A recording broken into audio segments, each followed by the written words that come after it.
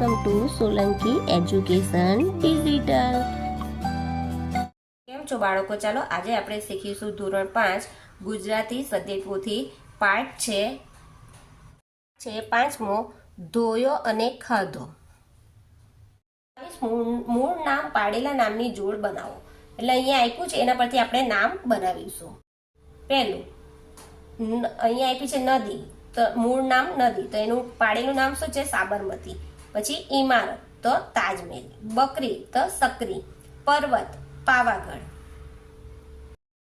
ભારત, શહેર અમદાવાદ, રાજ્ય ગુજરાત, પહેલવાન ભીમસેન, છોકરી હંસા, કવિ રમેશ પારીખ, વૃક્ષ કબીરવડ, ઘર માતૃકૃપા. ચિત્ર જુઓ, એક એક મળીને જૂથ કઈ રીતે બને છે તે નોંધો. વડાપ્રધાન, તો અહીંયા આવશે તમામ વર્ગ વડાપ્રધાન ધરાવે છે. આવશે આ તમામ વર્ગ ફૂલ ધરાવે છે. નંબર પર ગુલાબ, તો આ તમામ વર્ગ ગુલાબ ધરાવે છે. નંબર પર પેન્સિલ છે, તો આ તમામ વર્ગ પેન્સિલ ધરાવે છે. જ્વાળામુખી, આ તમામ વર્ગ જ્વાળામુખી ધરાવે છે. 24 એક હોય તો શું કહેવાય અને જૂથ કે સમૂહ હોય તો શું કહેવાય? તો એક છે, અહીંયા જૂથ છે, તો પહેલું દ્રાક્ષ તો ઝુમખું, મકાન કોમ્પ્લેક્સ, બજાર તો દુકાન, મોતી તો માળા, ઢગલો તો ચીકુ, ધણ સૈનિક લશ્કર, કેળું લૂમ, પતંગ કોડી, બંડલ નોટ, ભેંસ ખાડું, બિસ્કિટ પેકેટ, લચ્છો દોરી, પક્ષી ઝુંડ, કાફલો વહાણ તો ચોકટું, જુડો ચાવી, ટોળું માણસ, વિદ્યાર્થી વર્ગ, ગુચ્છ તો પુષ્પ, કોથમીર તો જુડી, ઘાસ તો ભારો, પોટલું તો કપડા, ભારો તો લાકડા ને ડુંડું તો કંટી. 25 નીચેના શબ્દનું એક વસ્તુ વ્યક્તિ સમૂહ જૂથમાં વર્ગીકરણ કરો. તો અહીંયા આપ્યું છે એના પરથી આપણે વર્ગીકરણ કરીશું. વસ્તુ કે વ્યક્તિમાં ભેંસ, ચાવી, બસ, છોકરો, પોપટ, ઘર, ઓરડી, ડોલી, ચાંદી અને ધરતી. સમૂહ અને જૂથમાં થોકડી, સભા, જુડો, જાન, ભીડ, સરઘસ, રેલી, સૈન્ય, ટુકડી અને સમાજ. 26 ગણી શકાય કે માપી શકાય લખો. ઉદાહરણ પ્રમાણે જરૂરી શબ્દ નીચે લીટી કરો. સોમાભાઈએ ઘઉં વાવ્યા તો માપી શકાય.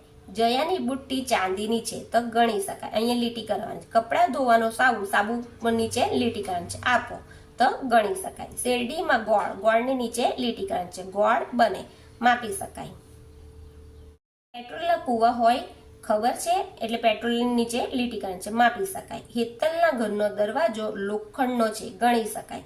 રસોડામાં લોટનો ડબ્બો છે માપી શકાય. લોટની નીચે લીટી કરવાની છે. બધા દફતરમાં પાઠ્યપુસ્તક છે. પાઠ્યપુસ્તક નીચે લીટી કરવાની છે. ગણી શકાય.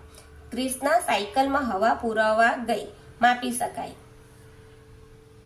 27 દરેક વાક્યમાંથી ગણી શકાય અને માપી શકાય તેવી વસ્તુઓ છૂટી પાડો. ગણી શકાતી વસ્તુ પર ગોળ અને માપી શકાતી વસ્તુ નીચે લીટી કરો.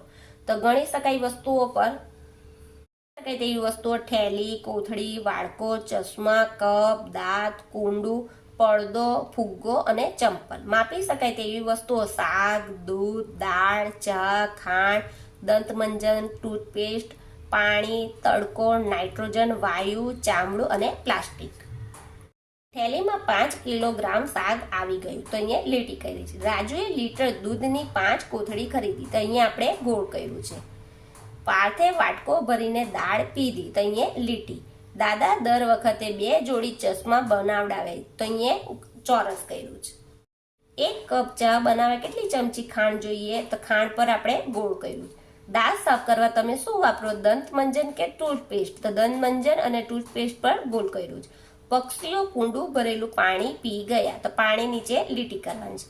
અધમણ તડકો એક પદાર્થથી જતો રહ્યો પડદાથી જતો રહ્યો તો તડકા પાસે લીટી કરવાની છે. ફુગ્ગામાં નાઇટ્રોજન વાયુ હોય એટલે તે ઊંચે ચડે છે તો નાઇટ્રોજન નીચે લીટી કરવાની છે. આ ચંપલ સાના છે? ચામડાના કે પ્લાસ્ટિકના? તો ચંપલ પર ગોળ કરવાનું છે.